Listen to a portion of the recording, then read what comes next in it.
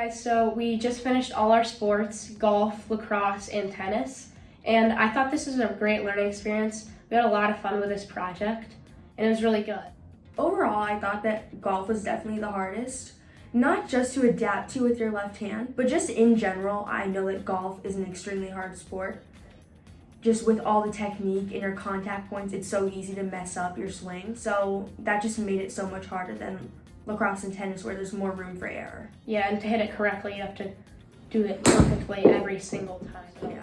I think that's definitely why golf was the hardest sport, just because it's a hard sport to begin with, and we were doing it with our non-dominant hand, which made it even harder. Yeah.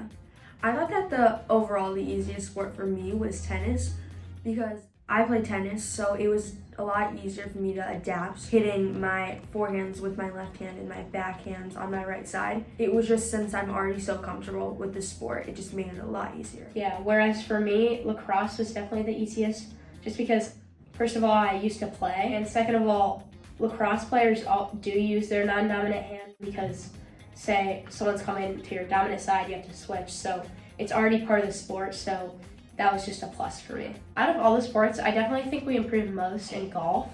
It was obviously the hardest, but I think just with all the swings, our yardage increased a big amount.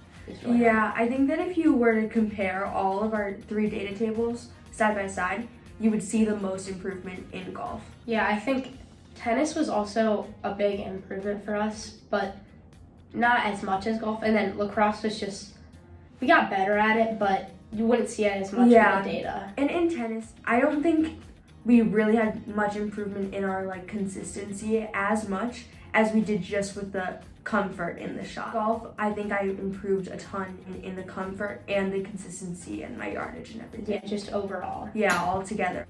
So even though we only did this project for 3 days for each sport, I think obviously we improved a lot in these sports, but if we put in the bigger picture, it really shows us how if you really put the work into something, you get a lot out of it. It's not just gonna come to you. You have to put the practice in and get really good at the thing you are striving to get good at. Yeah, and even though we only spent 3 days working on each sport that we did, which does not seem like a lot of time at all, I still saw improvement. So I know that if we were to consistently work on something like this for a really long time, we would just see so much improvement, and that it really is possible. I think that in the long run, being ambidextrous is a great tool to have, and it really gives you an advantage, especially when it comes to playing sports. For example, in lacrosse, you need to use both sides, but when you're using your non-dominant, you're already comfortable using that hand and doing stuff on that side. It'll just come a lot easier to you, and it'll feel natural, and then you'll be better at it than the people that you're doing it with. Yeah, and it's not even just the sports that we played.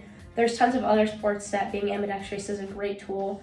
For example, basketball, if you're being pressured from your right side, then you go for a lefty layup or vice versa. And again, if you have to go for that lefty layup, you're already comfortable with that hand.